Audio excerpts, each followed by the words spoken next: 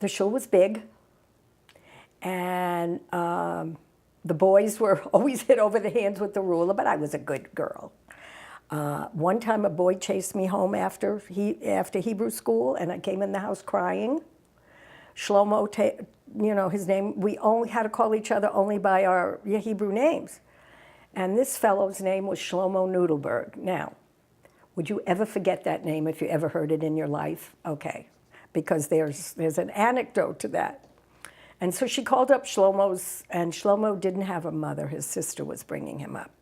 And so she called up, and when she heard that, she said, okay, but please tell him not to chase Rhoda anymore. Fast forward to probably 1984 or 1985 when we bought our condominium in Florida. I invited a friend down to, spend some time with us.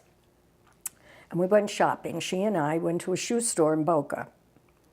And this gentleman is waiting on her. I wasn't interested. And he kept smiling at me every time he'd go back and forth. And finally he said, I think I know you. I said, I'm not from Florida. He says, where are you from? And I said, Massachusetts, And he said, no. So my friend Carol said, well, you lived in New York before that. He goes, oh, where are you from in New York? And I said, Jackson Heights. And he said, I think, what's your name? I said, Rhoda. And he said, I went to high school with you. He said, I'd like to introduce myself. He said, my name is Stanley Nudelberg. And I said to him, is your Hebrew name Shlomo? And of course I called up my kids and said, you won't guess who I met. And they said, Ma, he really existed? We thought you made that up.